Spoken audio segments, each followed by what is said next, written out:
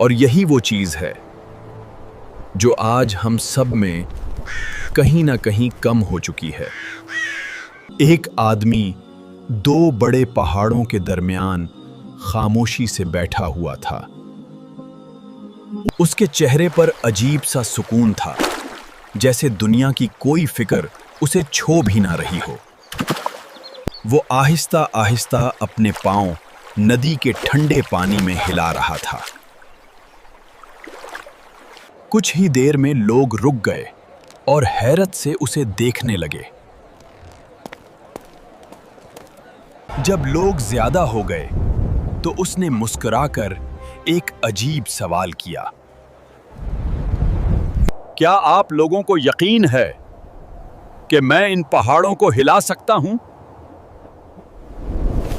लोग बोले, अगर आप कहते हैं तो हमें यकीन है। ये सुनकर वो हल्का सा मुस्कुराया और बोला, तो फिर आप में से कोई जाकर पहाड़ हिला दे। ये सुनकर सब लोग खामोश हो गए।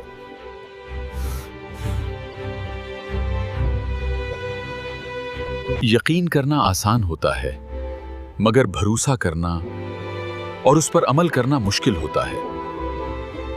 हम अक्सर कहते हैं कि हमें यकीन है, मगर कदम उठाने से डर जाते हैं। याद रखो, यकीन सिर्फ सोच है, मगर भरोसा अमल की ताकत है। और यही वो चीज है जो आज हम सब में कहीं ना कहीं कम हो चुकी है।